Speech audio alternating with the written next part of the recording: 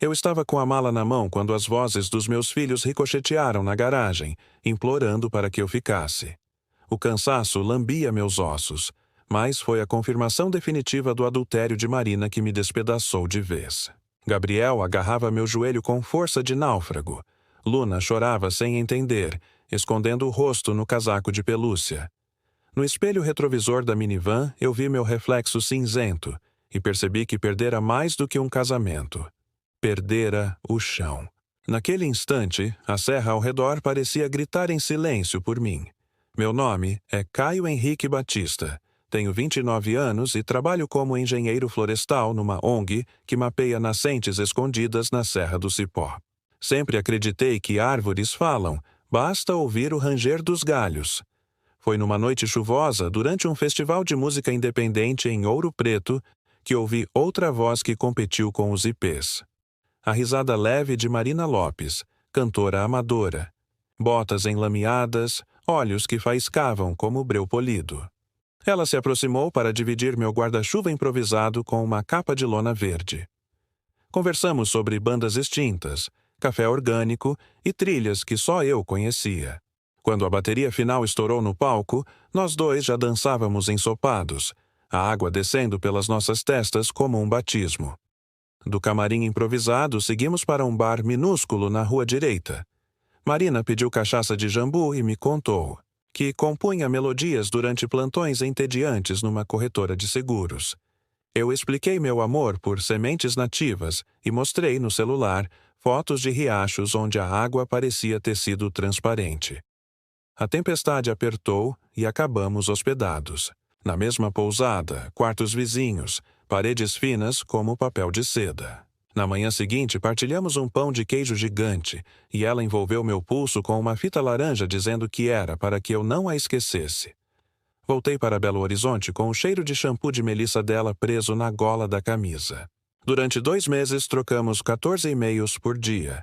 Recados cifrados em playlists e chamadas de vídeo que duravam até as cigarras amanhecerem. O convite oficial veio quando propus acompanhá-la em uma caminhada de 4 dias pelo Parque Nacional da Serra do Gandarela.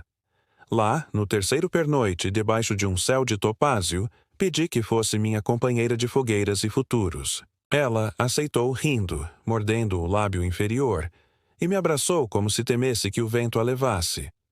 O primeiro sinal de alerta apareceu logo depois, mas eu ignorei com o mesmo entusiasmo com que apagava incêndios florestais. Marina mudava de humor sempre que bebia. Na festa de noivado, ela bateu a porta da cozinha porque o DJ esqueceu a canção que ela tinha solicitado. Dei de ombros, achando que era estresse, e continuei sorrindo para nossas famílias. Casamos num cenário de cartão postal, capela branca, vitral com andorinhas, cheiro de terra molhada depois da chuva da madrugada. Prometi amor na saúde das matas e na doença das estações secas. Tivemos lua de mel econômica no litoral norte da Bahia, mas voltamos ricos de sal na pele e planos anotados em guardanapos. 1 ano depois nasceu Gabriel, em um parto demorado que me ensinou que a coragem pode caber na palma da mão. A dele, enrugada, segurando meu dedo. 2 anos mais tarde veio Luna, com seus olhos que pareciam lagoas de quartzo. Naquele período, Marina largou a corretora e passou a vender jingles para rádios comunitárias, cantando as próprias criações na sala, onde empurrávamos o sofá para abrir pista de dança para as crianças. Eu aceitava trabalhos adicionais, mapeando veredas nos fins de semana, para pouparmos e comprar uma casa de campo que pertencera ao meu avô em Itabira. Quando finalmente transferimos a escritura, fiz uma fogueira no quintal e prometi aos meninos que ali construiríamos uma cabana de leitura. Gabriel me ouvia em silêncio reverente. Luna insistia em soprar as brasas e gritava, magia, a cada faísca. Lá, pelos 4 anos de casamento, começamos a acumular pequenas rachaduras. Eu passava dias longe, dormindo em redes improvisadas, anotando coordenadas. Marina reclamava da solidão, mas sempre terminava dizendo que entendia minha missão com a natureza. Aos poucos, porém, percebi que compunha menos e bebia mais. Eu, otimista crônico, oferecia trilhas e piqueniques como curativo universal. Ela ria, aceitava e por alguns dias a brisa soprava favorável. Na semana em que Gabriel começou a escola, recebi a notícia de que meu projeto de reflorestamento tinha conseguido verba federal. Comemoramos com brigadeiro e violão na varanda. Marina cantou uma música nova que falava de borboletas prensadas em cadernos. Eu não entendi a metáfora, mas aplaudi igual, sem pressentir que aquelas borboletas eram nossos dias bons, guardados sem ar. Pouco depois, ela recebeu o convite para compor jingles para uma agência em São Paulo. Foram 3 viagens em 2 meses. Fiquei orgulhoso, cuidando das crianças entre relatórios e fraldas, mas notei que Marina voltava exausta, com olheiras e o celular grudado na mão. Atribuí ao trabalho e ofereci um fim de semana na roça. Ela recusou, alegando prazos. Concordei, ainda sem enxergar a tempestade chegando. 8 meses depois do nascimento de Luna, compramos um tablet para vermos desenhos com ela. Ironia. Aquele mesmo aparelho seria, anos mais tarde, a caixa de Pandora que abriria o caos. Mas estou me adiantando. Na época, agrupávamos fotos de trilhas e gravações de Marina cantando ninar. Gabriel apertava play e sorria mostrando o dente que faltava. Recordo-me de um sábado ensolarado em que reunimos amigos na casa de campo. Organizamos gincanas ecológicas, plantamos mudas de ipê. No pôr do sol, brindamos com suco de jabuticaba.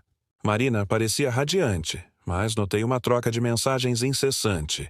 Questionei com brincadeira. Ela fez careta apaixonada e disse que era uma colega pede conselhos de composição. Acreditei porque ainda via colibris em tudo. Assim, avançamos para o 5º aniversário de casamento, entre viagens minhas à floresta e compromissos urbanos dela. Mesmo com o cansaço, construí a cabana de leitura prometida. Gabriel escolheu a primeira prateleira, reservando-a para livros de coragem. Luna pintou estrelas nas paredes. Marina trouxe uma rede colorida e gravou um vídeo cantando sobre raízes ancestrais. Eu chorei de felicidade. Naquela noite, adormecemos em silêncio, as crianças entre nós, ouvindo grilos. Acariciei o cabelo de Marina e imaginei rugas futuras breves lado a lado, sem prever que seriam trilhas separadas. Eu queria que o início do fim tivesse uma sirene, talvez o grito de uma coruja, algo que me acordasse. Em vez disso, houve apenas o clique distraído de um ícone. Numa terça-feira cinzenta, Gabriel, agora com 7 anos, me pediu ajuda para encontrar o desenho favorito no tablet. Ao tocar a tela, o aplicativo de mensagens ainda aberto revelou corações púrpura, promessas de fuga e fotos de Marina com um homem que eu não conhecia. O nome dele aparecia no topo. Tiago, CEO, Soul, Sound. Meu estômago mergulhou num abismo. Afastei Gabriel com uma desculpa sobre atualização de sistema e subi para o escritório. Tranquei a porta e li cada mensagem como quem examina destroços depois de um incêndio. Descobri que a troca virtual durava 11 meses, desde a primeira viagem a São Paulo, e que o casal planejava converter jingles em startup de conteúdo sonoro e, no meio, construir uma vida juntos, livre de caretices de província, como ele escreveu. O mundo girou. Sentei no chão. Quando Marina chegou à noite, tentei manter as crianças no andar de cima vendo um filme, mas Luna escorregou para a cozinha atraída pelo cheiro de pipoca. Eu fui direto, mostrei as mensagens. Ela ficou branca, depois vermelha, depois irônica. Primeiro negou o encontro presencial, depois admitiu reuniões criativas, então revelou escapadas em hotéis boutique financiadas pela agência. Expliquei que aquilo era traição. Ela rebateu dizendo que havia se sentido tão só quanto uma árvore queimada no cerrado. Minha voz tremeu. Pedi que pensasse nos filhos. Ela respondeu: eles se adaptam, Caio. Você que vive fora. Discutimos. Até a madrugada, entre súplicas, culpas, ameaças veladas. No fim, ela saiu para espairecer e não voltou naquela noite. Eu deitei no chão da sala segurando o ursinho de Luna, sentindo o ranger do forro como chuva pesada. Quando o sol nasceu, escrevi uma carta curta. Propunha separação amigável, guarda compartilhada, terapia familiar. Ela respondeu com emojis de lágrima e o número de um advogado. Nos meses seguintes, o roteiro tornou-se pesadelo burocrático. audiências, tabelas de pensão, avaliações psicológicas. Para piorar, descobri que Marina e Tiago haviam investido todas as economias num esquema de pirâmide disfarçado de franquia musical. Dívidas saltaram como formigas de um tronco podre. O cartão de crédito estourou em valores que representavam mais de 2 anos do meu salário. Tive de vender o carro e suspender o projeto de irrigação que coordenava. Perder a casa de campo foi o golpe mais agudo. Precisávamos liquidar bens para quitar parte das dívidas conjuntas e pagar honorários. Ver aquela varanda, onde havíamos tocado violão com os filhos, sendo fotografada por corretores, cortou-me como serra elétrica. Gabriel foi comigo buscar seus livros de coragem. Ele tirou cada um, abraçou e colocou dentro de uma caixa com seriedade de adulto. Não falou nada, apenas deixou uma lágrima cair sobre a capa de O Pequeno Príncipe. O divórcio formal saiu 9 meses depois da descoberta. Ficou decidido que as crianças passariam a semana comigo e 2 finais de semana alternados com Marina, que se mudara para um apartamento alugado perto do centro. Os amigos, antes tão presentes, se dividiram. Muitos se alinharam a ela, alegando que eu trabalhava demais. Perdi convites para aniversários e confraternizações. Virei aquele que não supera. Gabriel, outrora meu companheiro silencioso, se fechou. Ele respondia com monossílabos, evitava olhar nos meus olhos, preferia videogames. As reuniões escolares mostraram que suas notas despencavam. A psicóloga explicou. Ele sente que perdeu o herói que deveria manter a família unida. Essas palavras me rasgaram como espinhos. Luna, em contraste, continuava grudada em mim. Perguntava 100 vezes se eu estava bem, se precisava de desenho, se algum dia voltaríamos a morar. Todos juntos. Seu afeto era bálsamo e punhal simultaneamente, porque lembrava o que não poderia curar para ela. Para pagar as contas, aceitei consultorias corporativas que me deixavam preso em escritórios 6 andares acima de qualquer árvore. As planilhas pareciam insultar minha vocação, mas precisei engolir orgulho. À noite, estudava alternativas para reerguer minha vida, enquanto assinava boletos e tentava montar lancheira saudável para as crianças. Uma noite, depois de deixar Gabriel na terapia, sentei no carro e chorei tão alto que temia assustar pedestres. Foi então que decidi procurar ajuda profissional também. Inscrevi-me numa clínica, mas desisti 2 vezes antes de entrar. Afinal, sempre fui aquele que resolve cavando barranco e plantando muda. A gota final veio quando Tiago largou Marina, levando o pouco que restava do investimento fraudulento. Ela apareceu na minha porta às 2 da manhã, chorando, dizendo que não tinha para onde ir. Eu a deixei entrar por causa das crianças e a instalei no sofá. Gabriel desceu a escada e viu. Seu olhar misturou alívio e confusão. Eu percebi que precisava traçar limites imediatamente. No dia seguinte, levei Marina a um hotel simples, paguei 2 diárias e sugeri que buscasse os pais.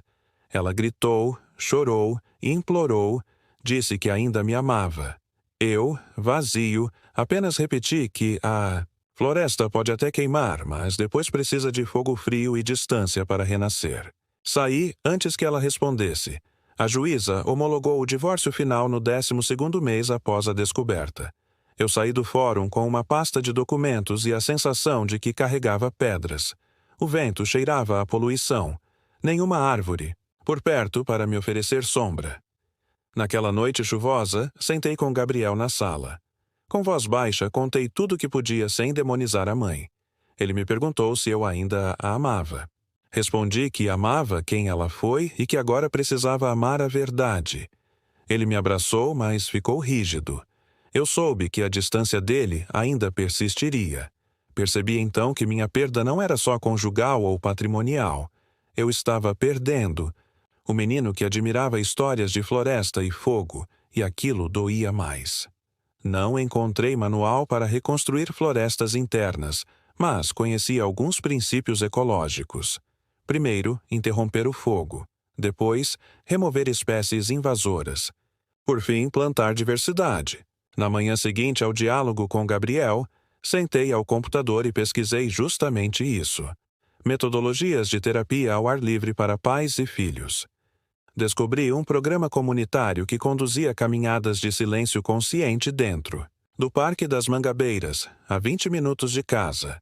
Inscrevi-nos sem pensar. O primeiro encontro aconteceu num sábado gelado. Gabriel manteve o capuz abaixado, mas aceitava meu passo ao lado dele. Luna rodopiava entre folhas caídas. O instrutor, um senhor de cabelos grisalhos chamado Arnaldo, pediu para recolhermos 3 pedras que representassem dor, gratidão e esperança. Quando entregamos os objetos ao final da trilha, senti o músculo tenso no peito afrouxar um pouquinho. Aquele foi o primeiro de muitos sábados. Em pouco tempo, comecei a oferecer meu conhecimento botânico à equipe do parque, identificando espécies que precisavam de ação urgente. Transformei-me em voluntário oficial. Ao ver meu crachá verde, Luna, dizia orgulhosa, papai guarda a floresta. Gabriel permanecia calado, mas passou a carregar um caderno onde anotava nomes científicos como quem aprende magia antiga. Paralelamente, retomei o trabalho de campo na ONG que mapeia nascentes, desta vez focando em projetos educativos. Propus levar escolas públicas para visitas monitoradas, ligando ciência e sensibilidade. O diretor abraçou a ideia e, em troca de minhas horas extras, perdoou parte de uma dívida que eu ainda tinha com a instituição. Era um pedaço de paz financeira brotando entre estilhaços. Marina, por sua vez, fazia visitas irregulares às crianças. Trouxe presentes caros, tentou compensar a culpa com tablets novos e tênis cintilantes. Eu indiquei a ela o programa de caminhadas silenciosas, mas ela riu, dizendo que precisava de agitação para compor. Não julguei, apenas tracei fronteiras claras sobre horários e exposição financeira. Descobri que limites podem ser atos de misericórdia. 3 meses depois de ingressarmos no voluntariado, Gabriel me pediu um favor inesperado. Queria plantar, sozinho, uma muda de ipê amarelo em memória da casa vendida. Fomos ao viveiro, escolhemos uma muda esguia e caminhamos até uma clareira. Ele cavou devagar, suando, e me entregou o caderno para segurar. Na página aberta estava escrito: Confiança. É conversar. Eu segurei as lágrimas e me agachei ao lado dele. Ali, entre o cheiro de terra molhada e o canto de sabiás, contei sem rodeios o que acontecera entre a mãe dele e Tiago, e como eu também errara ao não perceber a dor dela antes. Prometi que, dali em diante, não guardaria silêncios que pudessem incendiar nossas pontes. Ele escutou, bateu a pá no solo 3 vezes e disse apenas: "Tudo bem, papai." Era pouco, mas era começo. Os meses seguintes foram de rotina simples, quase monástica. Escola, parque, jantares com legumes da horta que cultivávamos em caixas. Luna aprendeu a amarrar os cadarços sozinha e passou a perguntar se borboletas voltam para casa. Respondi que algumas sim, outras descobrem novos jardins, e que ambas as rotas carregam beleza. Depois de 18 meses cicatrizando, acordei numa manhã de abril e notei que não sentia mais o peso constante no peito. Estava estranhamente leve. Ainda doía quando lembrava da varanda vendida, mas a dor havia se transformado num museu, não mais numa ferida aberta. Celebrei assinando o formulário de retomada de meu antigo projeto de reflorestamento, agora financiado por uma fundação internacional. Para marcar a data, levei as crianças a um mirante no parque ao pôr do sol. Antes do céu ficar laranja, entreguei a Gabriel um pequeno canivete cerimonial para escotismo e a Luna uma lupa de entomologista reciclada. Expliquei que eram símbolos. Ele, capaz de cortar caminhos seguros, ela, capaz de ampliar detalhes que o mundo costuma ignorar. Ambos sorriram. Ainda havia pendências financeiras, mas renegociei parcelas e voltei a ter noites de sono. Com a ajuda do diretor da ONG, lancei um curso de extensão universitária em ecologia emocional. Nas primeiras aulas, gaguejei. Depois, percebi que narrar minha história dava alimento às sementes de outros. Citei sempre a lição gravada no caderno de Gabriel. A confiança começa em dizer não ao silêncio. Marina, soube pelos filhos, estava em tratamento para dependência de álcool e encontrara emprego numa escola de música. Quando nos cruzamos numa apresentação de Luna, ela se aproximou e agradeceu por eu ter plantado limites. Não voltei a sentir amor romântico, mas percebi a faísca de respeito mútuo, suficiente para que as crianças nos vissem conversando sem tensão. Em uma das caminhadas finais, Arnaldo pediu que deixássemos numa árvore uma fita simbolizando algo a abandonar. Gabriel amarrou a dele no ipê recém-plantado. Era a fita laranja que Marina me dera no festival. Luna pendurou uma concha cor-de-rosa dizendo que o mar guarda segredos bons. Eu deixei um nó de corda de sisal e senti que o círculo se fechava. De volta à cidade, inauguramos juntos a primeira feira de adoção de mudas urbanas, iniciativa da ONG. Gabriel distribuía folhetos. Luna ensinava crianças menores a regar sem afogar raízes. Eu observava, lembrando do dia em que quase os perdi entre paredes frias de cartório, e agradeci em silêncio. Na última noite, antes de completarmos 2 anos de divórcio, acendi uma pequena fogueira portátil na varanda do apartamento alugado. Gabriel trouxe chocolate, Luna, marshmallows. Assamos, rimos e, num impulso, contei uma lenda indígena sobre árvores que viram estrelas quando seus galhos tocam o vento certo.